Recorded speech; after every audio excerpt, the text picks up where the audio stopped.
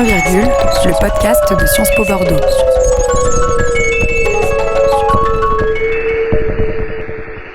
Le 11 juin 1963, plusieurs hommes sont arrêtés dans une ferme située à Rivonia, dans la banlieue de Johannesburg en Afrique du Sud.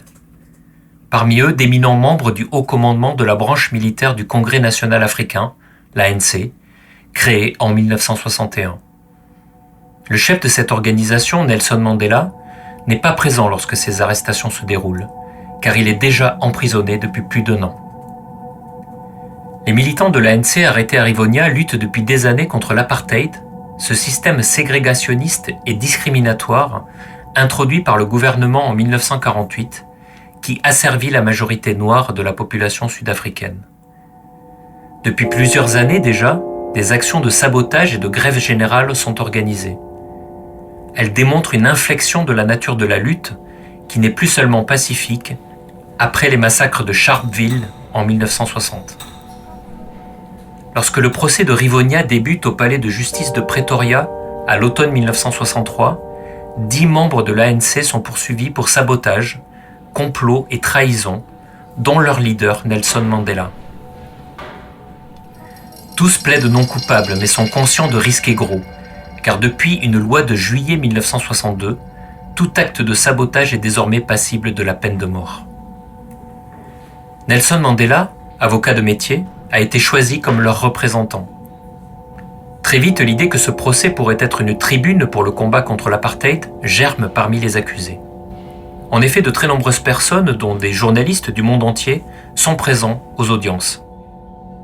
2 jours avant l'ouverture, les Nations Unies ont même adopté une résolution qui exige la tenue d'un procès équitable. Le combat de Mandela et de ses camarades sort subitement de la clandestinité pour gagner une visibilité internationale. Lors de ce procès historique qui a duré 8 mois, la plaidoirie de Nelson Mandela du 20 avril 1964, longue de plus de 3 heures, est un moment historique. S'il reconnaît être un des fondateurs de l'organisation militaire de l'ANC, il réfute l'accusation selon laquelle la lutte en Afrique du Sud serait dirigée par des étrangers ou des communistes. Il explique ensuite le choix de la violence comme un dernier ressort, une sorte de réponse à la violence par la violence, après que le gouvernement eut recours à la force pour réprimer l'opposition. Il justifie ensuite le combat de l'ANC, décrit comme une lutte nationale, avant de terminer son discours par un morceau d'anthologie. « Toute ma vie, dit-il, j'ai lutté pour la cause du peuple africain. J'ai combattu contre la domination blanche et j'ai combattu contre la domination noire. J'ai chéri l'idéal d'une société libre et démocratique dans laquelle tout le monde vivrait ensemble en harmonie et avec des chances égales. C'est un idéal pour lequel j'espère vivre et que j'espère accomplir, mais si nécessaire, c'est un idéal pour lequel je suis prêt à mourir. » Après 8 mois de procès, le juge prononce le verdict le 12 juin 1964.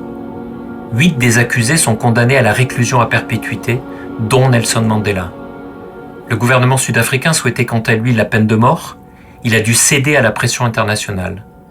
L'amer verdict prend ainsi les atours d'une victoire.